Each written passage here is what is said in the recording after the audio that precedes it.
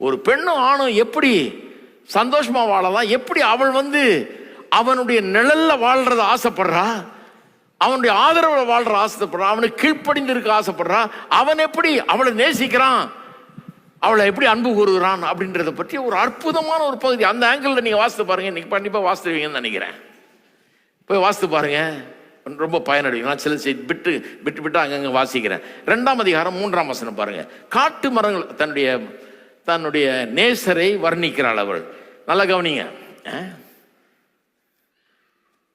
நல்லா கவனிங்க. சிலர்லாம் லவ் லெட்டர் எழுதுறதுக்கு இங்கேருந்து கற்றுக்கிறாங்க. அதுக்கு நான் சொன்னேன்னு சொல்றாதீங்க. சொல்றா, தன்னுடைய நேசரை பற்றி சொல்றா பாருங்க. காட்டு மரங்களுக்குள்ளே கிச்சிலி மரம் எப்படி இருக்கிறதோ அப்படியே குமாரருக்குள்ளே என் நேசர் இருக்கிறார். அதன் நிழலில் வாஞ்சையாய் உட்காருகிறேன், அதன் கனி என் வாய்க்கு மதுரமாய் இருக்கிறது. காட்டு மரத்துக்கும் கிச்சிலி மரத்துக்கும் என்ன வித்தியாசம்? கிச்சிலி மரத்துல பழம் இருக்குதுங்க, சாப்பிடலாம், இனிமையான பழங்கள் இருக்குது. அவன் சொல்றான், என் புருஷன் கிச்சிலி மரம் மாதிரி, என்னுடைய நேசர் கிச்சிலி மரம் மாதிரி நிறைய எனக்கு இனிமையான காரியத்தை கொண்டு வர்றாரு. அவருடைய நிழல்ல இருக்கிறதுக்கு நான் ஆசைப்படுறேன், எனக்கு வேண்டியதெல்லாம் அவர்கிட்ட எனக்கு கிடைக்கிறது அப்படிங்கிறா. அவருடைய நிழல்ல இருக்கிறது எனக்கு மகிழ்ச்சியாக இருக்கிறது. ஏன்னா அங்கே நிறைய விளையுது அந்த மரத்தில், காட்டு மரம் மாதிரி இல்லை இது. 4ஆம் வசனம், என்னை விருந்து சாலைக்கு அழைத்து கொண்டு போனார், என் மேல் பறந்த அவருடைய கொடி நேசமே. நேசத்தை பிரியத்தை கொட்டுகிறான், அவன் அள்ளி அள்ளி வழங்குகிறான். அப்படிப்பட்ட ஆளா இருக்கிறான் பாருங்க. 5ஆம் வசனம், திராட்சை ரசத்தால் என்னை தேற்றுங்கள், கிச்சிலி பழங்களால் என்னை ஆற்றுங்கள், நேசத்தால் சோகம் அடைந்திருக்கிறேன். சோகம் அடைந்திருக்கிறேன் இங்கிலீஷ் தமிழ்ல வந்திருக்குது, நல்லா புரிஞ்சுக்கணும். இங்கிலீஷ்ல பாருங்க, ஐ எம் லவ் சிக் அப்படின்றா. லவ் சிக்ன்றது எல்லாருக்கும் புரியும் நினைக்கிறேன். இங்கிலீஷ் தெரியாதவங்களுக்கு கூட அது புரியும்.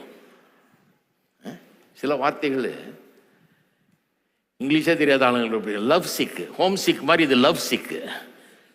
ஒருத்தரை விரும்பும் போது, நேசிக்கும் போது, காதல் வயப்படும் போது, அதுல மயங்கி கிடக்கும் போது, அந்த ஆளை பார்க்காம இருக்கும் போது அப்படியே ஒரு சோகம் அங்க உண்டாயிடுது, ஒரு வருத்தம் அங்க உண்டாயிடுது. சொல்றா, நான் சோகம் அடைந்திருக்கிறேன், அவர் இடதுகை என் தலையின் கீழ் இருக்கிறது, அவர் வலதுகை என்னை அணைத்துக் கொள்ளுகிறது. கையை போட்டு அவளை அணைத்துக் கொள்ளுகிறான். அதை அப்படியே அவள் வர்ணிக்கிறாள், அவள் அதை விரும்புகிறாள். அவனுடைய அரவணைப்பிலே, அவனுடைய பலத்தின் கீழே, அவனுடைய பாதுகாப்பின் கீழே, அரணாய் இருக்கிற அவனுடைய பாதுகாப்பின் கீழே இருக்கிறத, அவனுடைய கவனிப்புக்கு கீழே அவள் இருக்கிறாள்ன்றதை காட்டுறா. அதில் அவளுக்கு ஆட்சேபனையே கிடையாது.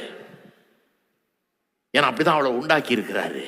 அதனால அவனுடைய இடது கை என் தலையின் கீழ் இருக்கிறது, அவன் வலது கை என்னை அணைத்துக் கொள்ளுகிறதுனா இப்படி பிடிச்சிட்டு இருக்கிறான். சொல்றா, அதுதான் எனக்கு பிடிக்குது, ஏன்னா அப்படி இருக்கும்படியாக நான் உண்டாக்கப்பட்டிருக்கிறேன் அப்படிங்கிறா.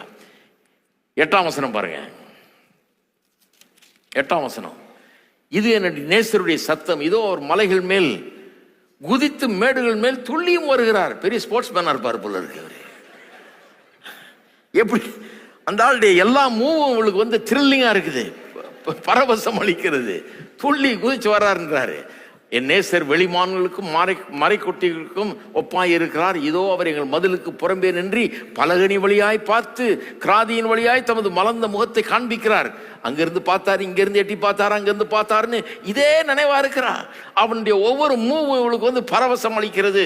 என் நேசர் என்னோட பேசி, என் பிரியமே, என் ரூபவதியே எழுந்து வா, இதோ மாரி காலம் சென்றது, மழை பெய்து ஒழிந்தது, பூமியில புஷ்பங்கள் காணப்படுகிறது, குருவிகள் பாடுங்காலம் வந்தது, காட்டுப்புறாவின் சத்தம் நமது தேசத்திற்கு கேட்கப்படுகிறது, அத்தி மரம் காய்த்தது, திராட்சை செடிகள் பூ பூத்து வாசனையும் பரிமளிக்கிறது, என் பிரியமே, என் ரூபவதியே நீ எழுந்து வா.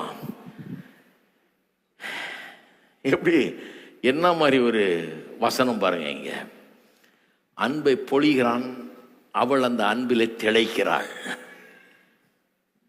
சிலர் பாக்குறீங்க, என்னடா சாலமோனின் உன்னத பாட்டை எடுத்து இந்த மாதிரி கொண்டாந்துட்டாரு. இதுதான் ஒரு ஆணுக்கும் பெண்ணுக்கும் இடையே இருக்கிற அற்புதமான உறவு. அங்க எது கிடையாது, ஏதேன் தோட்டத்தில் பாவம் வந்தப்ப வந்துச்சு அந்த இது கிடையாது, அந்த கெட்ட ஆசை கிடையாது. இவனை எப்படி நான் அமுக்கலாம், ஒரே அமுக்க நான் சொல்றபடி செய்யற மாதிரி என் கைக்குள்ள போட்டுக்கலான்ற அந்த இது கிடையாது. இந்த பெண்ணுக்குள்ள நான் ஆசைப்படுறேன், அவருடைய அரவணைப்புல இருக்கிறேன், அவருடைய நிழல்ல இருக்கிறேன், அவன்கிட்ட எல்லாம் எனக்கு கிடைக்குதுன்றா.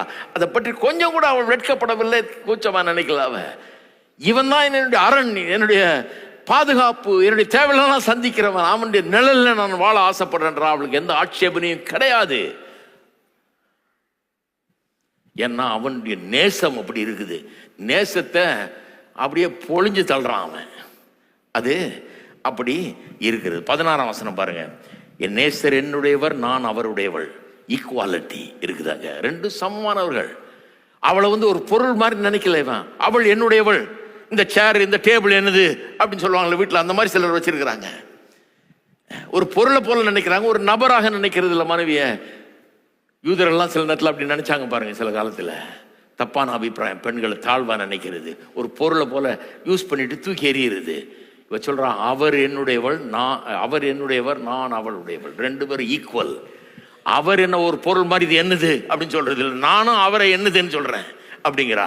ரெண்டு பேரும் ஈக்குவல். நான் சொல்றேன் அவர் என்னுடையவர், அவர் சொல்றாரு இவள் என்னுடையவள். Equality is there.